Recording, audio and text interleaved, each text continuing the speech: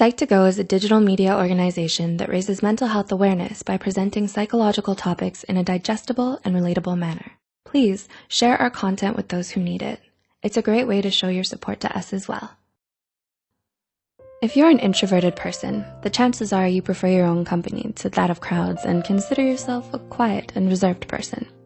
There's absolutely nothing wrong with being an introvert, but it's important to know the difference between introversion and social anxiety, as the two can easily become intertwined and mistaken for one another. So, what is social anxiety? How can you spot it, and what should you do if you need help dealing with it? Social anxiety is described as the fear of social situations that involve interacting with other people.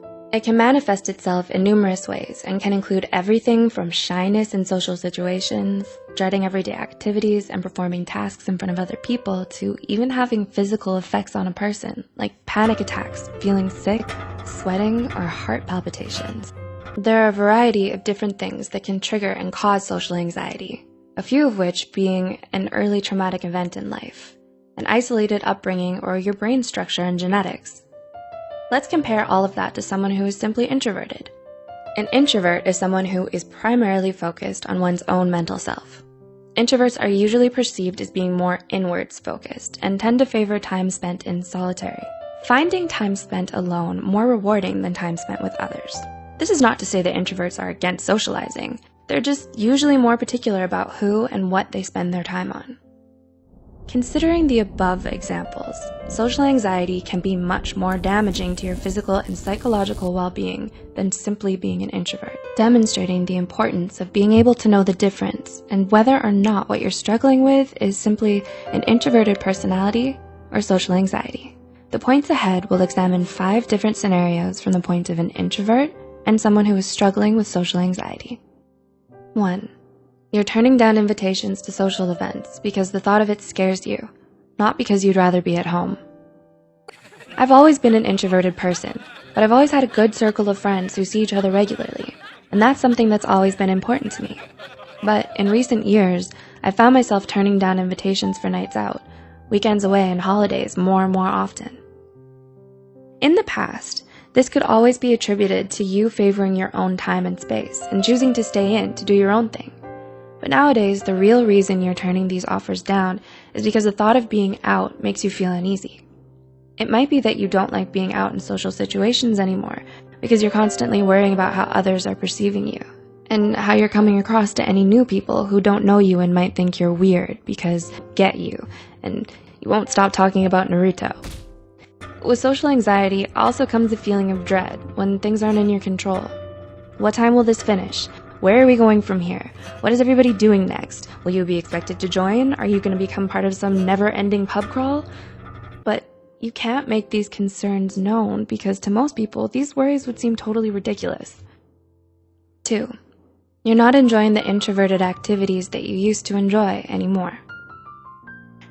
As an introvert, my favorite hobbies have always been things I can do by myself in the comfort of my own home, and I've always used these activities as a sort of recharge. A big indicator that you're struggling with social anxiety is when these activities stop being enjoyable and start making you feel guilty above all else. For me, it's always been video games and reading, but for you, it could be binge watching on Netflix. In the past, you could spend hours, days, at a time indulging in these things. But when you're struggling with anxiety, it can sometimes only be a few minutes before you can feel the back of your mind clouding and telling you you're using these activities as more of a distraction for the fact that you're not engaging in meaningful activities or dealing with your anxiety appropriately. 3. You're not going out and doing necessary things anymore. Although it's in the name, social anxiety, it doesn't entirely revolve around socializing. It can also hinder your ability to engage in everyday and necessary activities in the outside world. One sign of social anxiety over introversion is the fear of partaking in such things as shopping, going out to the gym, or working.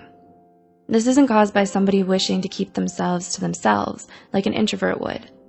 It's the social anxiety causing distress and making a person want to withdraw from the limelight and stay away from the possible interactions that come with these everyday tasks.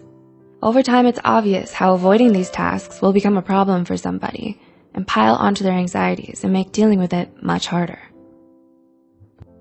4. You don't enjoy the social activities that you used to. I always used to enjoy getting together with my group of friends. We'd see each other between 2 and 4 times a week, and I'd love it. We'd go to the absolute worst club in town and drink, dance, and sing all night.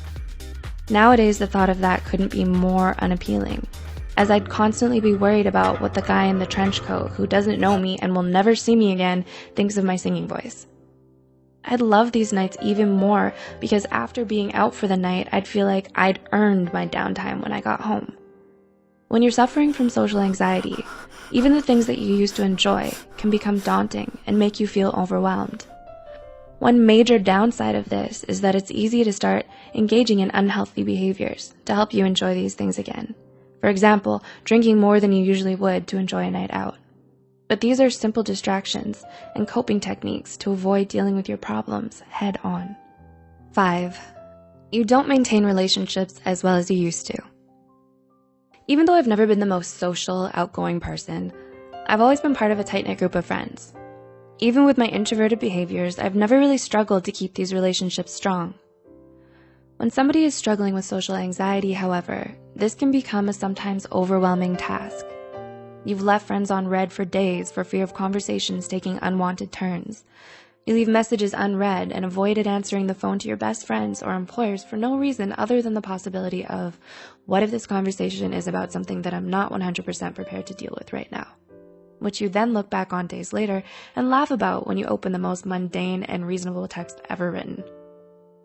Hopefully these examples will help you to differentiate between social anxiety and introversion, and allow you to make the first steps towards dealing with any problems you may have. Everybody is different, and as such, no one thing will help resolve everybody's issues every time.